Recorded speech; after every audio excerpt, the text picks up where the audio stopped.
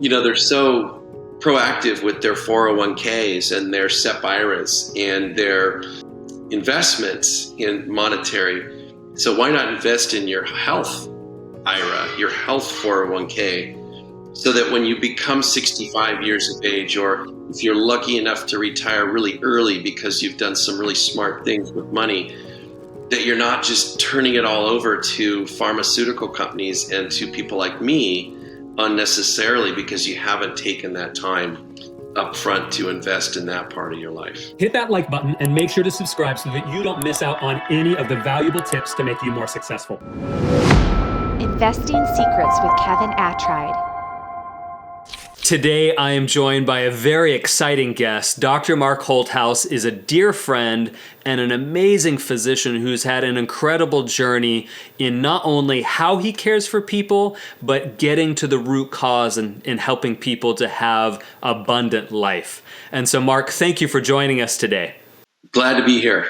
Humbled. It's wonderful. Mark, so you're the medical director for functional medicine of Idaho. You lead a large team. You're teaching at an academic institution. You present internationally. Give us just a little bit of idea of your background and your credentials. Absolutely. So I've been doing family practice for about 30 years. The last 17 of which have been integrative medicine, functional medicine, looking at root cause, trying to look for a more proactive approach to healthcare. Coming from a more traditional training, I really got frustrated with reacting to things as opposed to being truly preventive. And functional medicine was really where I got my start as a foundation, looking at root cause medicine, whether it be gut health, whether it be mind-body, autoimmunity. Currently, I'm honored to teach down at Loma Linda University. They have me down there as part of their preventive cardiology faculty. I've got a wonderful gig speaking internationally for the Institute for Functional Medicine on hormone optimization for men and women. I've been doing both of those things for about 10 years. And more recently, the last 2.5, 3 years, I've been here in Idaho, left California, and headed up the group of about 21 of the providers here at the Functional Medicine of Idaho. More recently, the Functional Medicine Foundations of Idaho, trying to sort out a business model that makes this appealing and sustainable to younger practitioners so they don't see this as a path to burnout, but a true career that matches their calling of doing something a little bit beyond the status quo, what is Western medicine. The wealthiest Americans utilize private banking. I recommend the experts at Living Wealth when you're ready to implement this strategy. Well, Mark, I'm going to get a little controversial on you and for our audience, but Americans are just downright sick. Obesity is through the roof, diabetes through the roof, and so many Americans make New Year's resolutions. We're here in January of 2023, and yet probably half of Americans are making New Year's resolutions to be healthier, and yet so many of them give up maybe a weekend, or the rest are saying, if only I go to the gym for an hour, I'm going to be this model of health, and yet Americans are as sick as ever. Help us understand, what's the pathway out of that? Well, unfortunately, we've been really sold a bill of goods. Are the default pathway in this country right now, whether you're talking big pharma, big food, even governmental regulations of how those things and the crops we subsidize.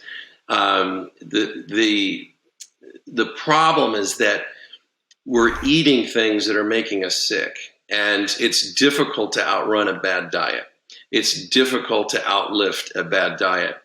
The problem really is that we've become so inflamed by our environment, whether it's our toxic political talking heads on the news, whether it is the simple sugars, the modified fats, and the fact that our foods have been stripped of most of what was once truly food and valuable to our bodies, sets us up in a course where it's just very difficult.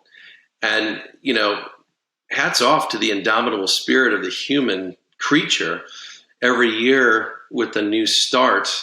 But it's really difficult, right? Because you can have these wonderful intentions and you have all these landmines thrown out in front of you. And unfortunately, it's some of the way that we're leading our country with our policy making. So it really has become a societal issue, whether it's a spiritual or moral deficit or decay. You could come at it from that angle. You could certainly come at it from the number of toxins, both toxicants and biotoxins in our food supply. What we're trying to do with medications to counteract what we've created with our foods. So we make ourselves sick. And then on the other side, a lot of these same companies are also pharmaceutical companies that are making our seed and our pesticides and herbicides that are now offering us a way out of the problem they've created for us. So there's some controversy for you.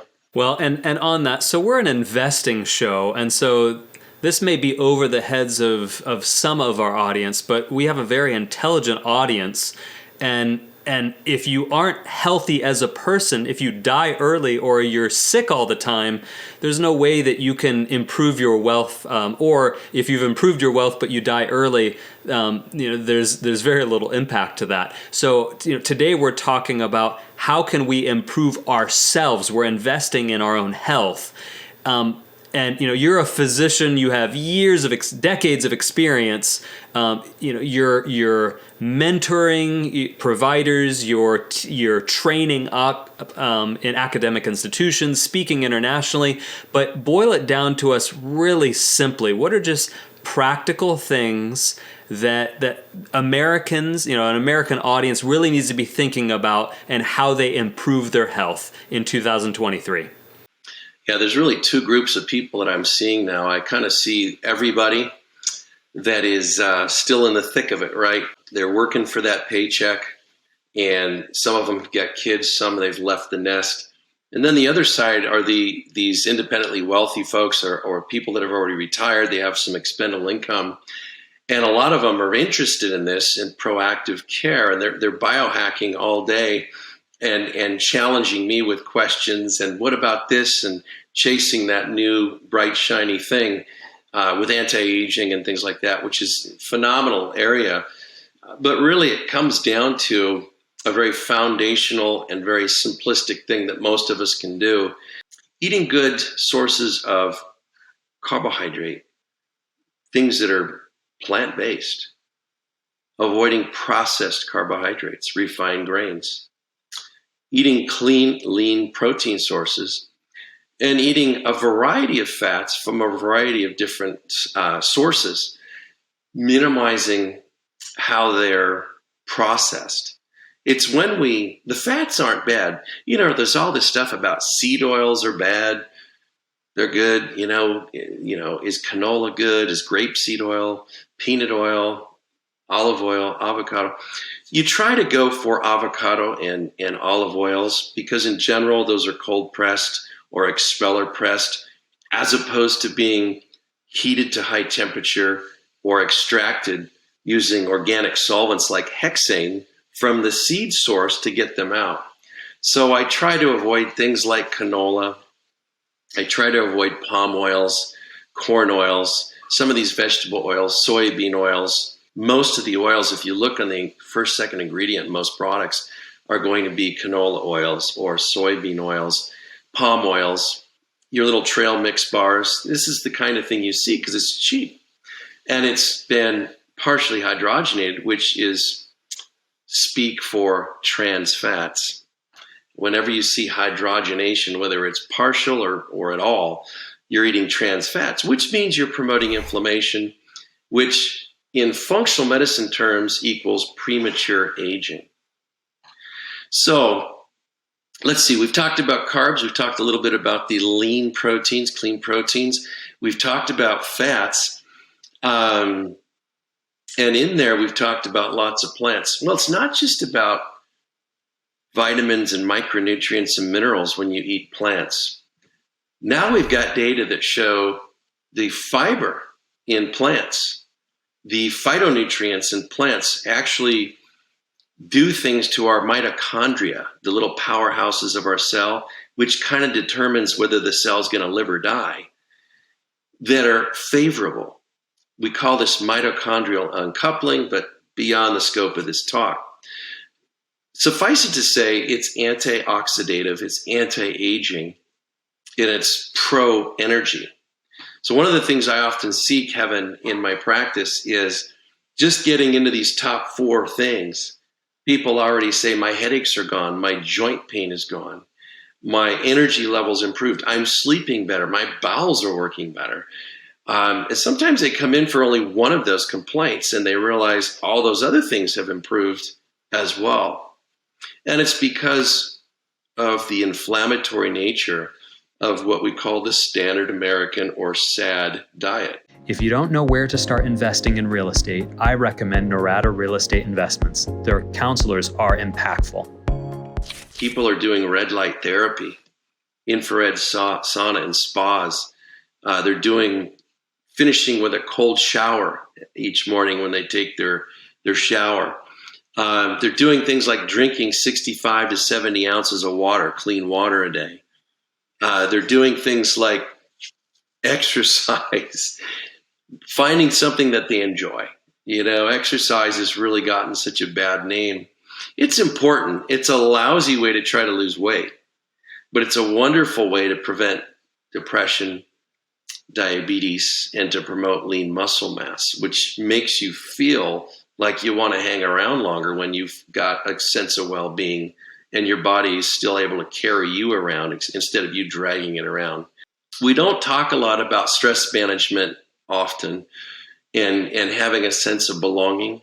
And as human critters, when we don't feel validated, when we don't feel like we're important, we have something to contribute, we kind of just die. We don't thrive. We need to feel important. And it's not an arrogance. It's a hardwired need to be part of a community. So I talk about stress management because of the whole cortisol connection with adrenal and stress hormones, because that's inflammatory, but really belonging to a sense of community, whether it's your congregation, your fly fishing group that I belong to now out in Idaho. That's what they do, which is wonderful, by the way. It's all part of making you a whole person that's less inflamed.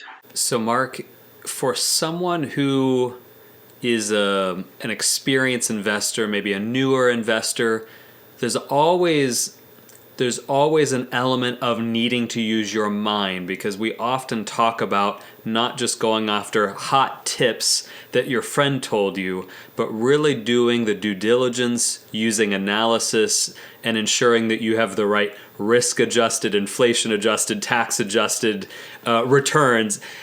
It really speaks to the need to have a clear mind. What are the top things that someone needs to do to have the best possible, clear, logic promoting mindset and healthy mind possible? That's a great question. And intermittent fasting comes to mind. A lot of the people in the Bay Area that are in the Silicon Valley do this not to lose weight, but to get an edge on their competition. Intermittent fasting allows you to lower insulin levels. It allows you to take out the garbage, if you will, within your cells. A fancy word called autophagy. And at the same time, your cells make more mitochondria. Now, those mitochondria are very dense in areas that are very metabolically active, places like the brain and the heart and in our skeletal muscles. So if somebody's looking at having clarity, trying to avoid Alzheimer's, trying to improve energetics, whether it's on a cerebral basis, a musculoskeletal basis, what have you, avoiding diabetes, it's all these same pathways. Things like intermittent fasting, time-restricted eating, not necessarily calorie restriction where you're doing a 3-day water fast, for whatever reasons. Those have their indications, but looking at some of the stuff that folks like Jason Fung out of Toronto, UCLA, nephrologists have written. Stephen Finney out of UC Davis, and some of the others. Walter Longo's book out of USC, The Fasting Mimicking Diet. This is a well-known biohack, if you will, that I have a lot of people that are on their A game doing.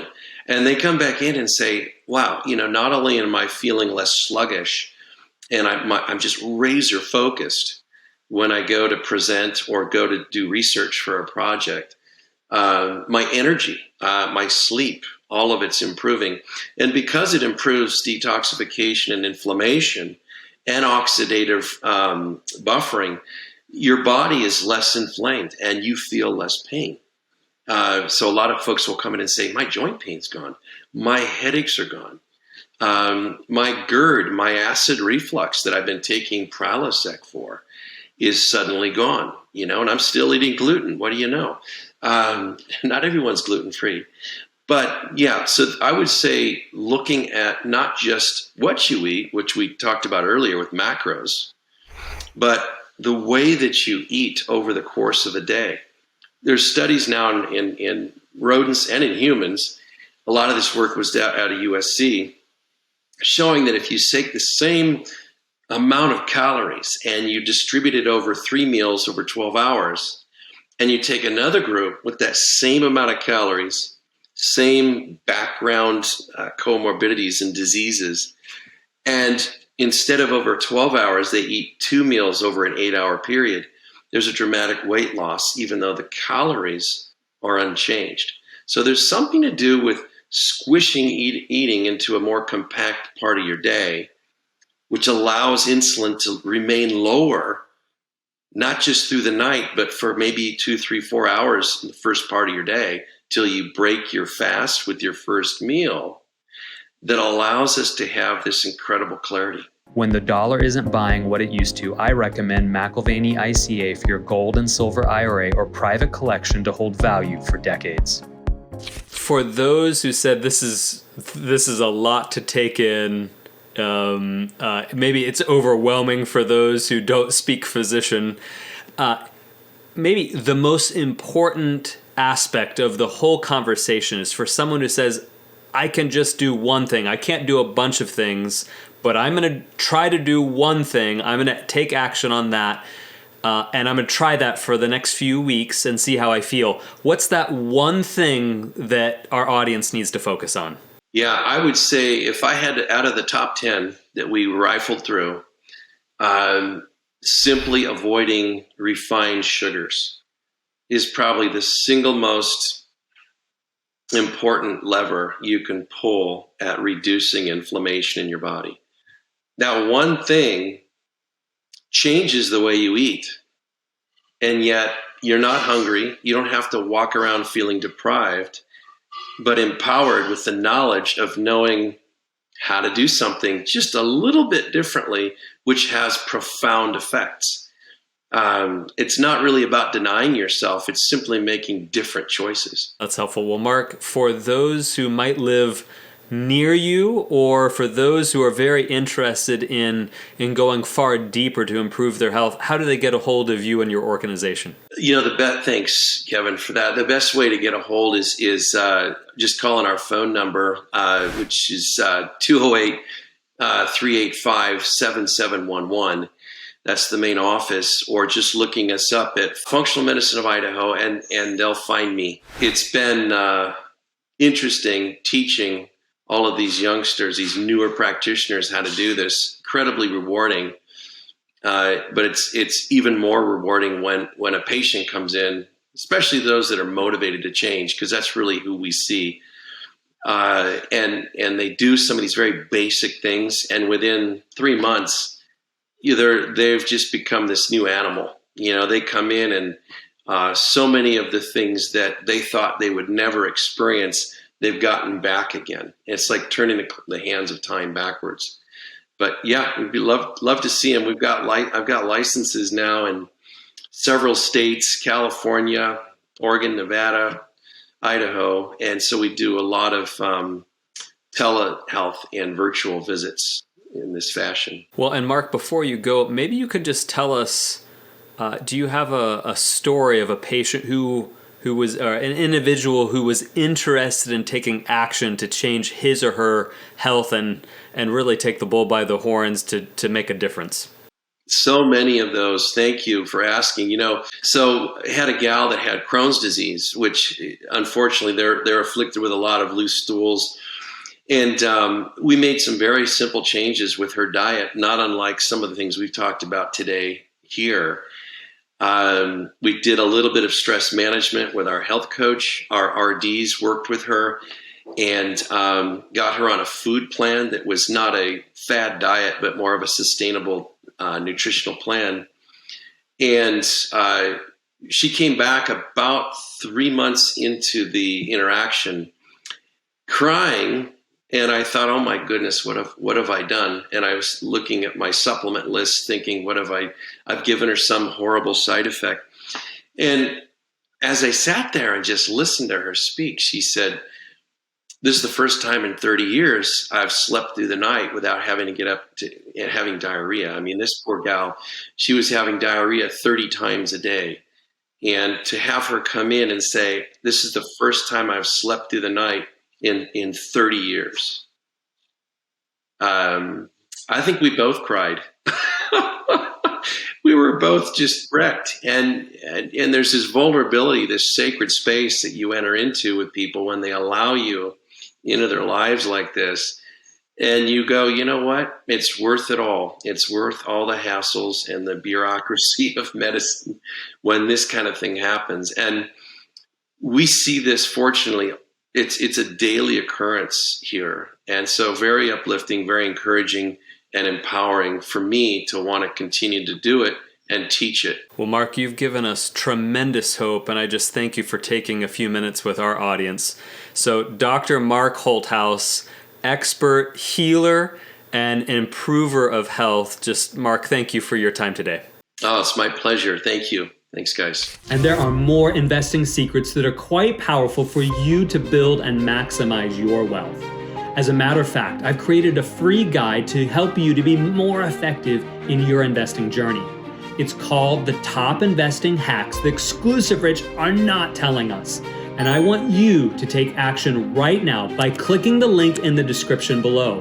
I want you to have this exclusive access so that you can understand the strategies and the tactics the rich use to maximize and grow their wealth. All right, it's time for you to experience financial freedom. The information contained in this episode are opinions not to be used as individual guidance. As always, consult your own financial team for your investment decisions.